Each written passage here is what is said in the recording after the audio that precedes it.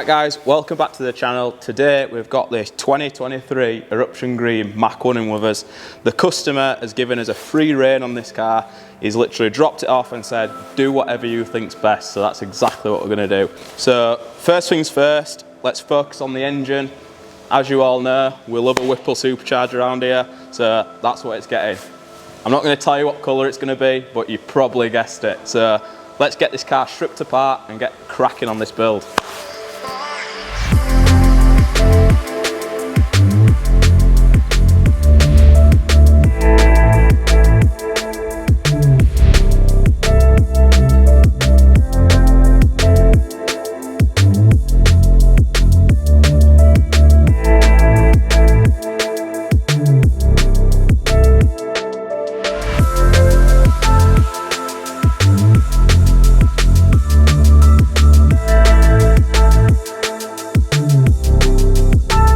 Right, so the engine's stripped now to a point where we can start actually stripping the engine down. Well, the auxiliaries are off the engine. So we've taken the water pump out, we've taken the fan shroud out, everything surrounding the engine's off. So now we can start actually stripping the engine itself. We're going to start taking the valve covers off, both sides. We've got a little lifting plate on here. We're not actually lifting the engine out, but it's just an easy way of covering the port so no it drops into the intake port. So it's basically a bare block now. We're going to send it up in the air, drain the oil. This car's on like 50 miles, so it feels kind of bad to throw that oil away. It's like brand new. But we're going to drain the oil and start loosening the sump bolts off, so then we can get the front cover off. And then we can put in the billet oil pump and crank gear. We'll cry a little bit, throwing that nice brand new Ford oil away, and then we can start stripping it apart. So let's go.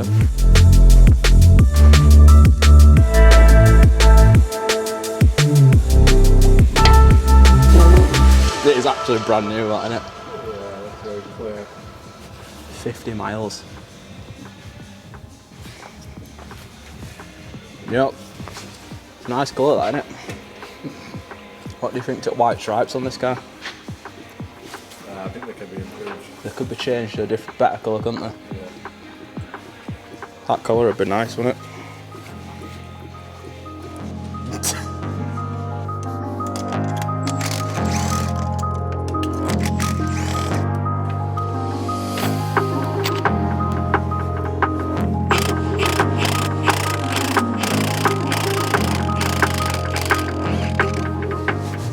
Great success. The snap all time. This. So put Loctite and everything. Look at that. Red Loctite and everything. We must spend so much money on Loctite. Every single bolt, Loctite. Sound tube. Plastic sound tube that goes to the intake. Stud that long. Nylock nut with Loctite on it. Where do they think it's going to go?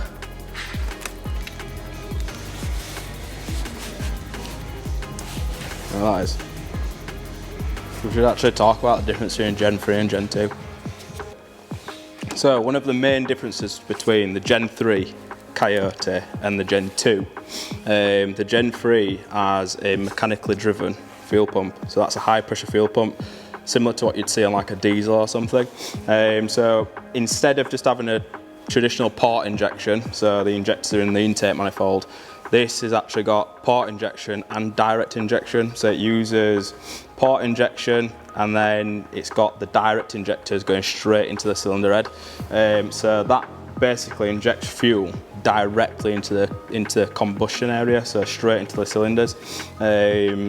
So what that enabled Ford to do is raise the compression ratio on the Gen 3 engine. So instead of it being 11:1 like the Gen 1 and Gen 2, the Gen 3 is now 12:1 compression. And they can do that because they've got the DI. So the direct injection, the fuel is more effective because it's directly into the crown of the piston. So that fuel is cooling that combustion charge the most effective it possibly can, basically. So if you imagine the fuel injected into the intake manifold, that fuel has got some way to go before it actually gets to the cylinders to do the cooling, whereas a direct injection, it's literally straight into the cylinders doing its job as soon as the injector's open. So that's one of the big differences between the Gen 3 and the Gen 2. So for a naturally aspirated build, that's perfect. That's why the Gen 3 has got a little bit more power than the Gen 2.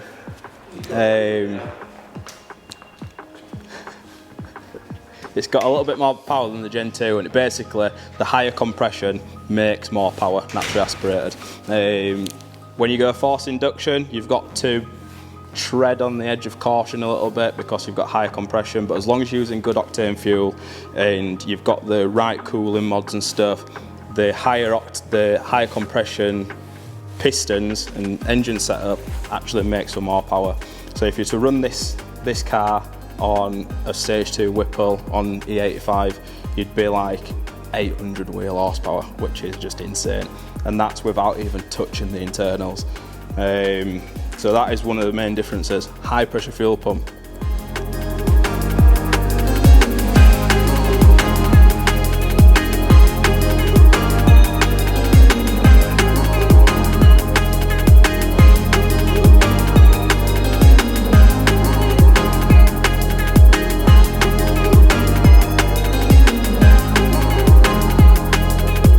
Right, so this is why we've been stripping the engine apart.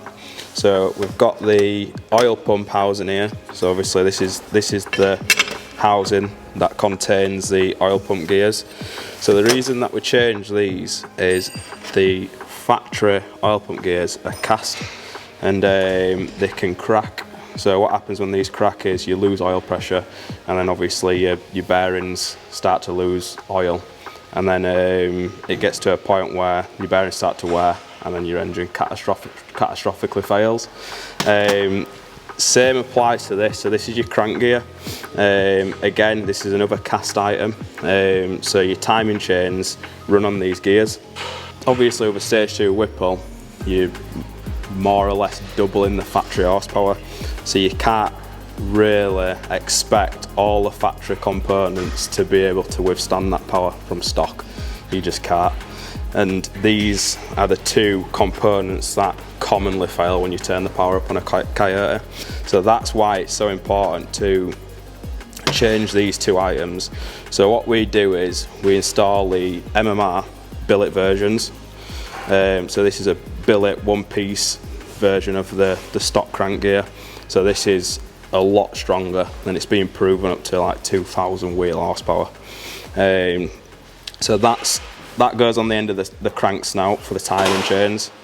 And then we have a billet version of the oil pump gears. They are crucial to a forced induction build.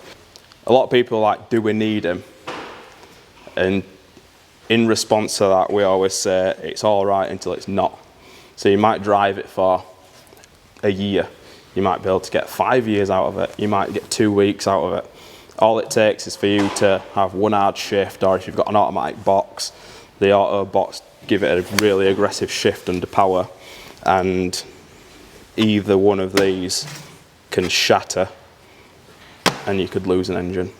So for the sake of spending the extra money when you get your supercharger fitted on the oil pump and crank gear, you might as well just do it, because otherwise you're playing with fire. It's a stock engine, like at least give it some sort of chance. So we're going to get this back in the housing, get it all bolted up and torqued up, get it installed back onto the engine, and then we can start putting it back together.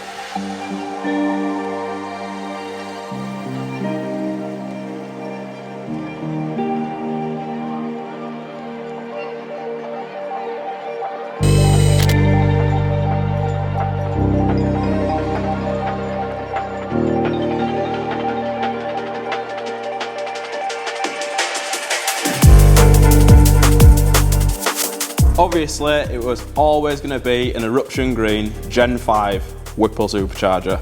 So this Whipple is going onto that engine along with some long tube headers, and These cars usually make around 700 wheel horsepower on 99 octane fuel, so that's what we'd expect to see from this build. So we're going to get the supercharger installed. First of all, we're going to build up the charger unit itself, put the injectors in it, put all the seals and stuff, air temp sensor, fill the oil up, and then we can get it installed onto the car. And once this is installed, we've got quite a bit left to do. We've got the pulley kit and stuff to put on it, and everything around it, cooling system. And then we're getting pretty close to the engine side of this build being done. Once the supercharger is all complete, the headers need doing, and then that's it for the power upgrades. And then we can be on to the next part of the build. So let's get this built up and onto the car. Let's go.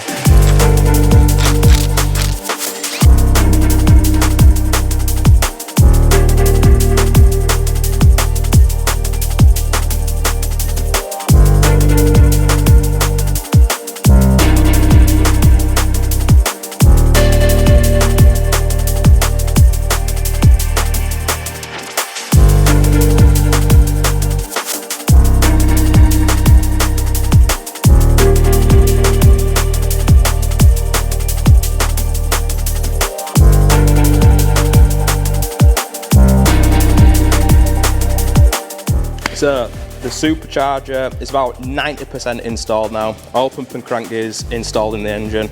The engine's all been timed back up. So at this stage, we're going to leave it how it is.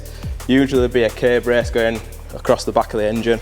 We're going to leave that off now because when we do the long tube headers, we need to lift the engine up.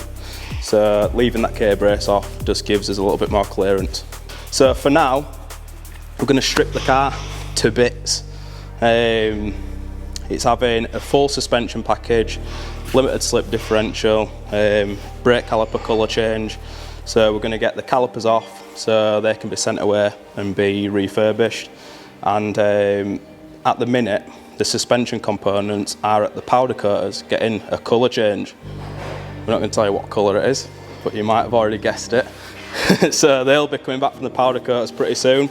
So the plan is now, Charlie is going to strip the car to shreds, get the diff out, get all the suspension bits off, ready for it to go back together with its new differential, new suspension bits, new brakes, the lot.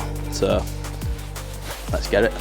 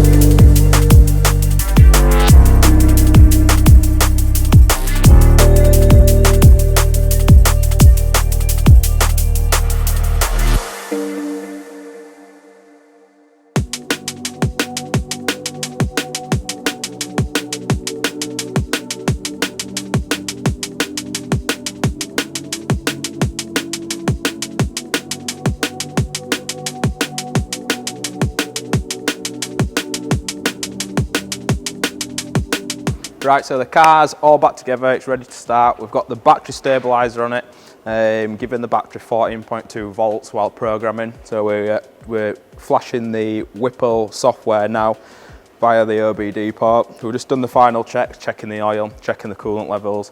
That keeps on going down a lot.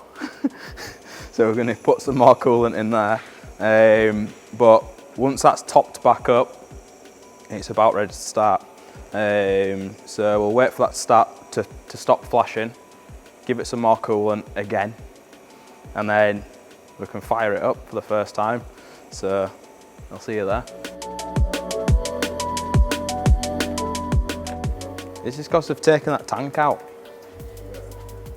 That tank that goes down here, that tank that I thought that the ant sent by accident. You know, can you remember when I said Whipple forgot to pack a coolant bottle that goes down there? Apparently they don't use them anymore. So they just say, yeah, we've scrapped it, just use that now. So it takes 2 hours to bleed up.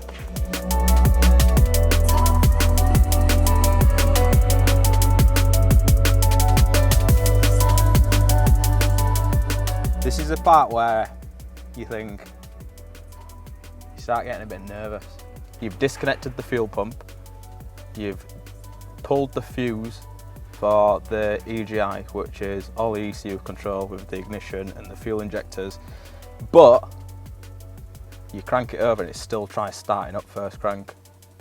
How does it do that? It only does it on 18s, direct injection. Let's crank it. And hopefully it doesn't try start. We need some oil pressure. Ready? Why does it do that? Unplugging the ignition coils. I just want a few cranks just to get some oil pressure. Right. A few cranks, build a bit of oil pressure, put the fuses back in, plug the coils back in, then we'll start it.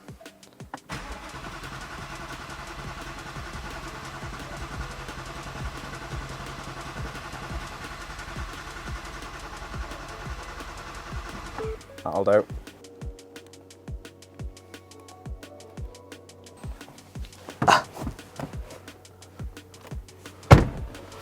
Fuel pump. Ready? Do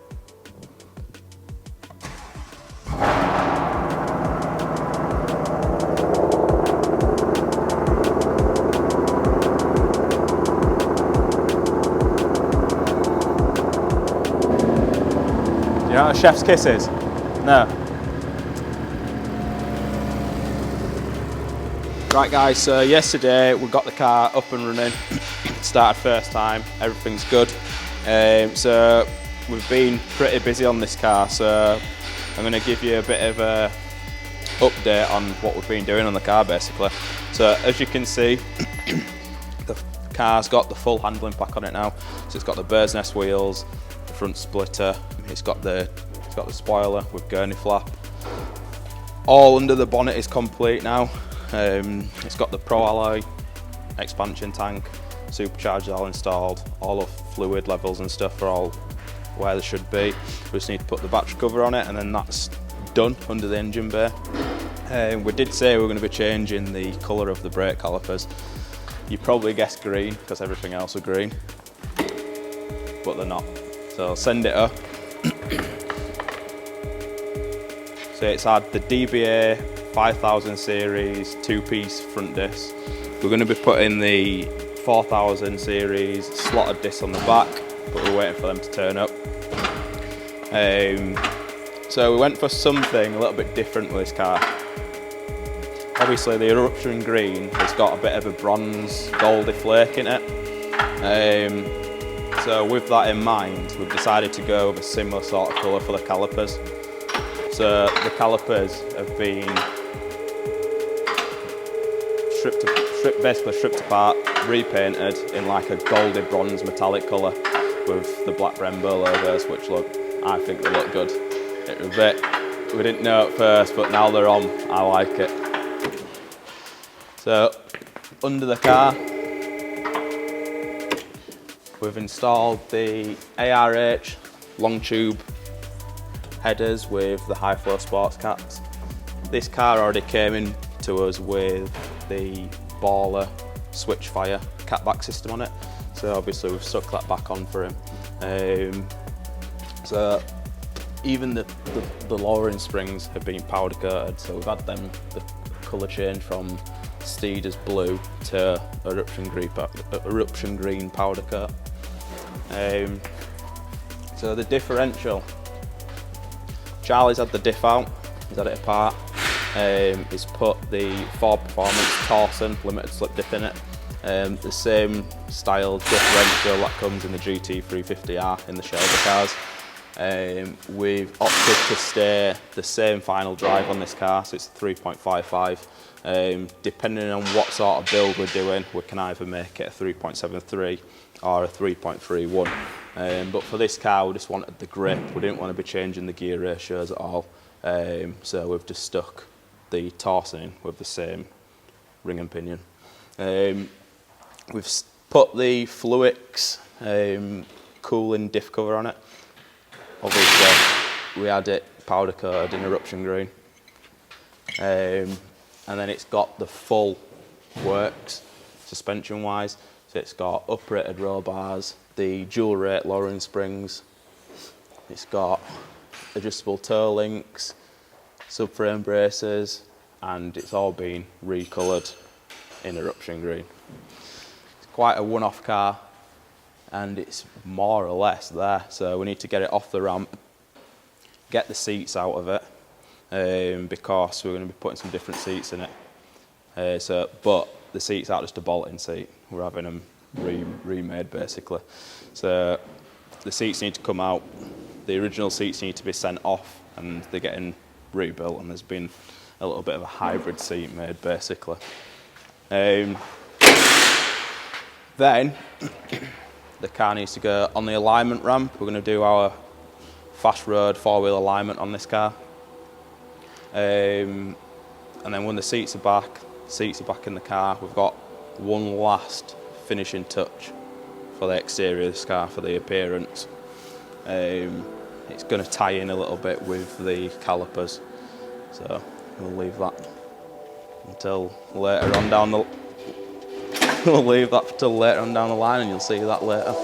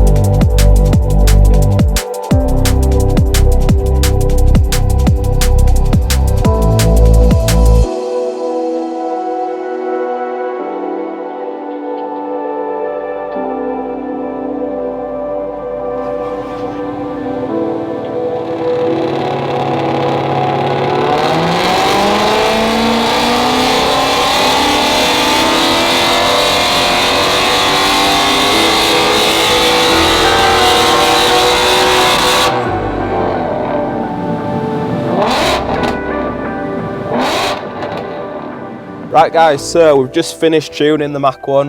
The car's now sat at 691 wheel horsepower and 564 foot-pound of torque. To put it into perspective, a stock Mach 1 will make around 400 wheel horsepower and around 340 foot-pound torque at the wheel, so it's a massive gain. With these cars, the Gen 3 Coyote in this Mach 1, they're 12:1 compression ratio rather than 11:1 compression ratio from the Gen 2s. So with that in mind, you've got to tune them in a particular way to keep the engine and the ECU happy but still make the power that you want consistently. So there's many tricks that we've learned along the way tuning these cars, using timing limits and different fueling strategies to keep the cats happy, keep the engine happy and keep making consistent power. So we've finished off this car now, it's making good power. We'll show you over some logs and we'll show you over the dyno graph as well as a comparison, because the delta gains is absolutely ridiculous. So car's all done now. As always, we're going to get the car off the dyno, test the car in a real world situation, and just to confirm that everything that's happening here is happening out on the road as well. So here's the data log that did 690 wheel horsepower on the last run. So we've got the green line here, that's throttle position. So the throttle is wide open the whole run. We got a bit of a weird issue when we first started tuning this car, because the ambient temperatures are that cold in the dyno cell today. The ECU actually limiting the load because the ambient temperature was so low, because the ECU didn't want the supercharger to start making any more boost than what it already makes. Because when the air's cooler, it's a lot denser, so you create a little bit more boost. So we were getting the throttle closing, and that's the first time we've ever experienced that. But like today in the dyno, so it's been like 2 degrees. Like it's been freezing. So the throttle's wide open. In this row here we've got the fuel trims. The fuel trims never go above 2% the whole run. So the fuel trims are basically the corrections on the fueling. You've got target fuel and then you've got actual fuel. So if your actual fuel deviates below or above your target, the fuel trims will use a fuel correction to get it back to its target. So it'll add fuel or take away fuel. So if the fuel trims are close to 0, that means it's not having to correct anything to get to its target, which makes the engine run seamlessly. So full pull, it's only 2% correction, which is very good. We've got 11.5 AFR flat, richening up a little bit towards the end to keep the cats cool, and we've sat the timing at 15 degrees flat. We're sitting on a spark limit, so the ECU doesn't get too ahead of itself and start adding more timing. This engine is a little bit sensitive, so we don't want it to be making any more power than what we've set today, whereas on the Gen 2s I kind of give it a little bit of headroom, so if it detects good fuel it can add a 1 or 2 degrees in, which can give you an extra 30 wheel horsepower in some cases. But like I say, on this we want to keep it exactly how it is, so I cap it with an ignition timing cap.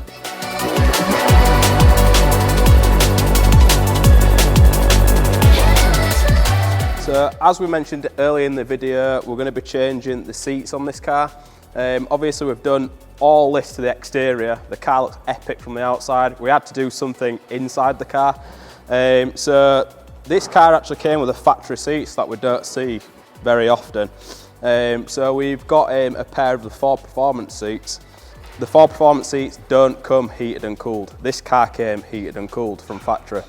So it'd have been a bit of a shame to put these seats in the car and lose the heat and cool feature. So we've used a local seat specialist company, and they've transferred all the heating and cooling elements from the factory seat into the Ford Performance seat for us.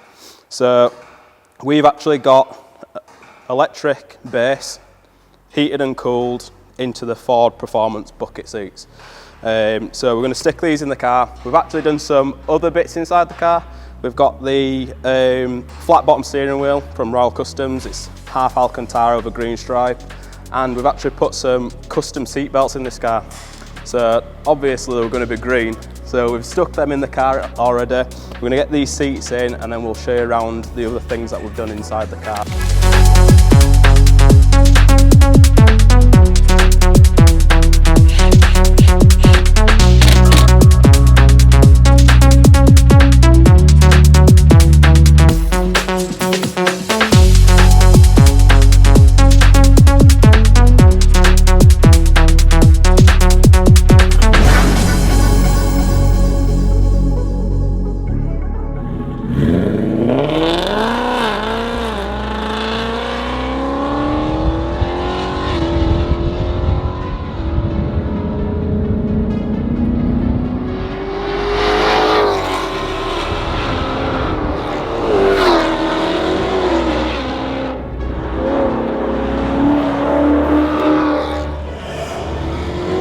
Right guys, we're out in the Mach 1. We've been on an extended test drive, testing every single different aspect of this build, make sure it doesn't have any knocks and bangs, make sure it's performing as it should.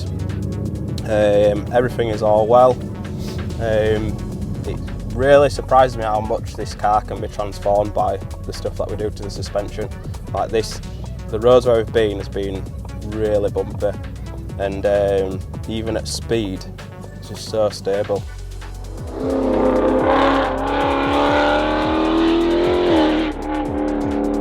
It really transforms the car from being a big wallowy car to actually being a very nice, firm, stable sports car. So we're heading back to the workshop now, so we can start our finishing touches.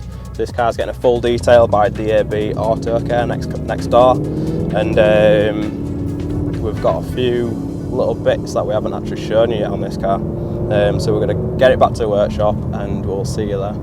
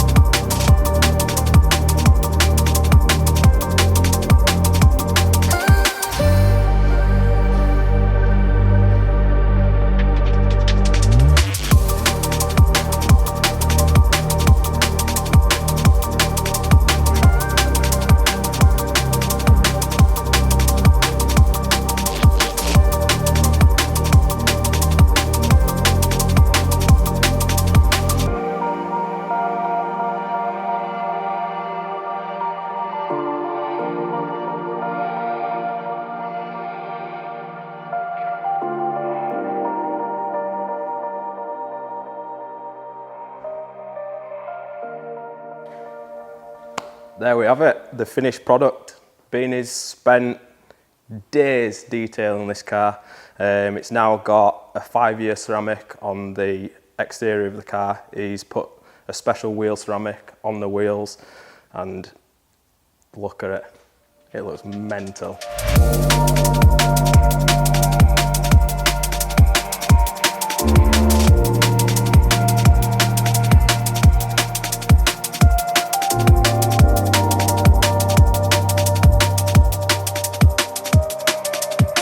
So when we're out in this car, I said we had one last thing to show you, and this was the final touch on the car. So the Eruption Green Mach 1 comes with black and white vinyl from standard, and we wanted to make it a little bit special. So what we've done, we've had the vinyls remade in satin magnetic grey and bronze. So let's take a look at this.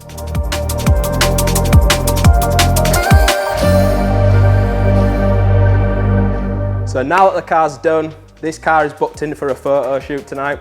So we're going to get it out of the detailing booth, round into the workshop, and Graham's going to be working his magic. You've probably seen some of the images that Graham's created for us before. They're not AI generated, they're actually pictures of cars that we've built around in our workshop. So you're going to be able to see a little bit of the behind the scenes of what goes on in the process of making these epic pictures for these epic builds. So we'll see you around there.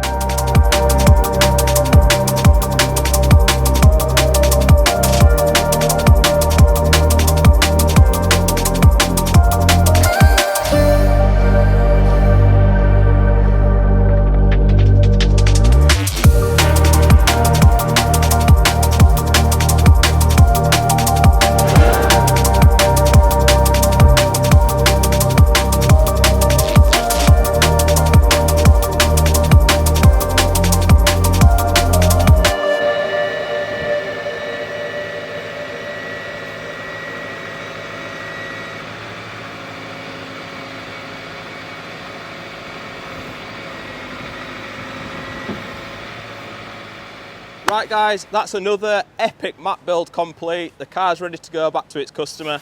As always guys, if you've liked this video, make sure you like, subscribe, and we'll see you in the next one.